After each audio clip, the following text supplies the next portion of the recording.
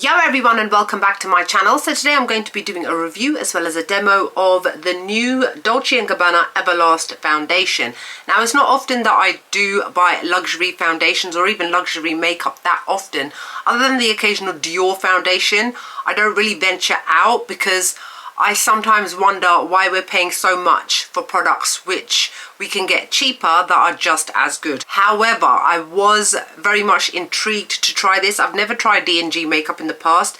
This is £49, which is expensive. For me, I would call it expensive. And on top of that, it's 27ml. You bumped us. Why didn't you give us 30ml at least? Especially considering £49 is a lot of money. Not actually that many places that are selling this in the UK at the moment. I bought mine from an online retailer called Notino. They are a legit company. I've purchased from them many times, and I think I got like a 10% or 15% discount, and so I thought, let me try it out. The shade that I've bought is in 14W light medium, described as peach warm undertones. Now bear in mind, I've got light to medium skin with yellow golden undertones, but that was the closest I could get. I matched myself from using their swatches, which are not really that great, but luckily it worked out well for me, because the problem also was that there is 11W light medium peach warm undertones, and I was like, let me go for the darker version just to be on the safe side. So altogether there are 40 shades, so technically there should be something for everybody. It ranges from light to light medium to medium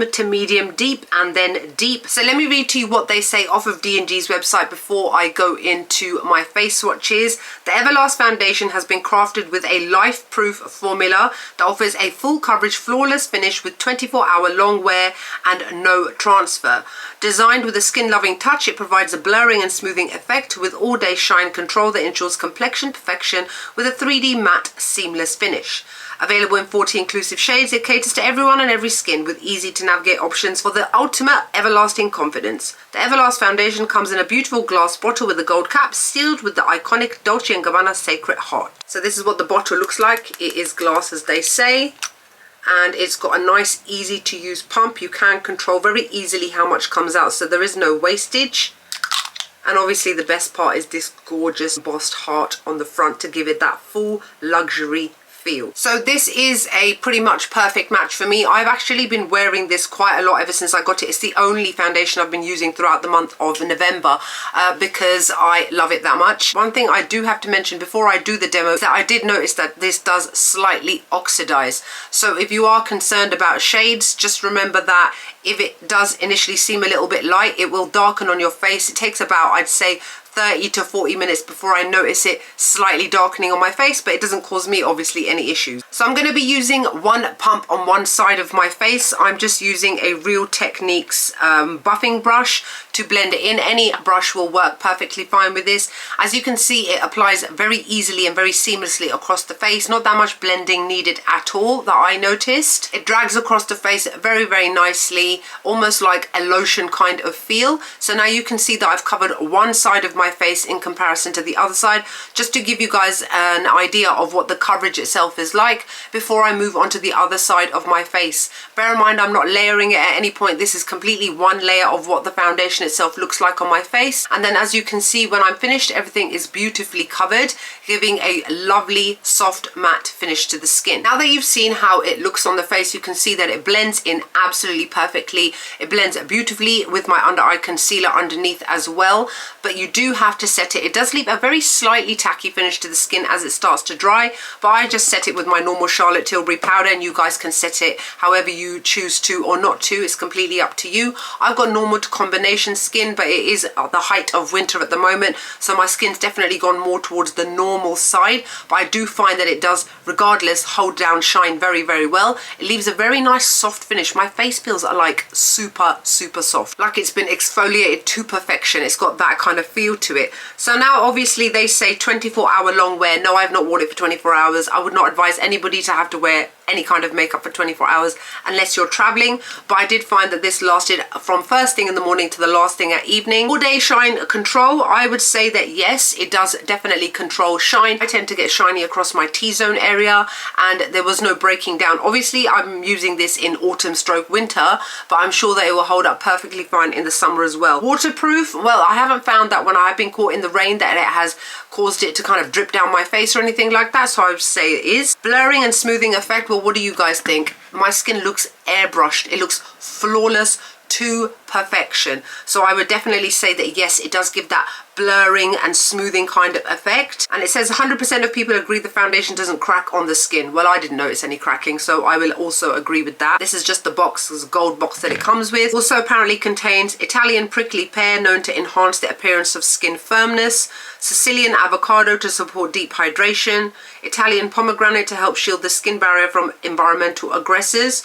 It's also got SPF 20 PA triple plus. Obviously that's a good thing that it contains SPF. Yeah, it doesn't give that kind of white effect to the face. I still use my SPF 50 underneath, by the way, you guys. No transfer, completely transfer proof. And I have to say that I've been wearing a scarf a lot recently because obviously it is winter and it has not rubbed off onto my scarf whatsoever.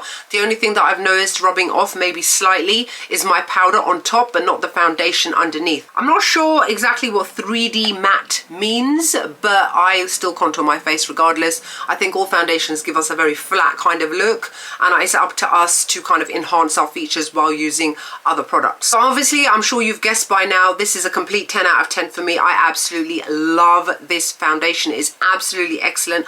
Worth the £49 though. That's completely up to you. Obviously, there are cheaper foundations out there that perform just as well, like the KVD Serum one, like the Estee Lauder Double Wear, but then they do come closer to this kind of price. So it's completely up to you in terms of what you want from your foundation. If you are looking for a luxury foundation, this is definitely one to go for. I was trying to see if there was a smell because I couldn't remember. Not really, it smells like a foundation, so at least it's not scented. Some luxury foundations, they tend to overly perfume their stuff as if it adds to the luxury of it, and it just makes us feel a bit sick. Another thing that I like about this foundation is that it doesn't dry immediately. I hate ones like Estee Lauder Double Wear that start to dry so fast that it means that you have to apply your foundation very, very quickly. That doesn't happen with this. That's not to say that it stays wet for ages, but it just gives you that opportunity to blend it into your concealer. Take your time basically blending it in evenly across your face. In terms of its full coverage, it doesn't give that mask kind of effect if you do layer it. Personally, I don't really go that much for full coverage foundations these days. I prefer medium coverage.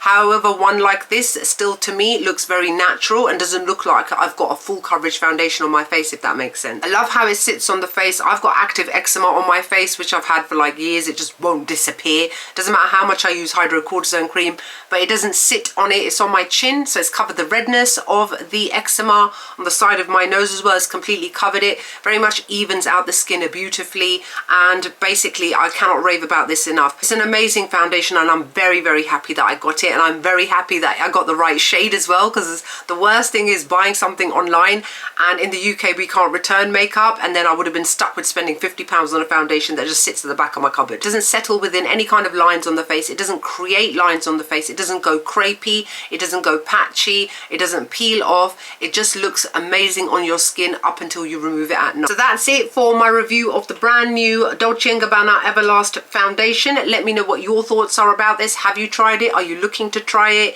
Are you maybe going to just give it a pass because of the price? Let me know in the comment section below. Other than that, I hope you guys are fabulous, wonderful, gorgeous and beautiful as always, and I'll see you on the next video.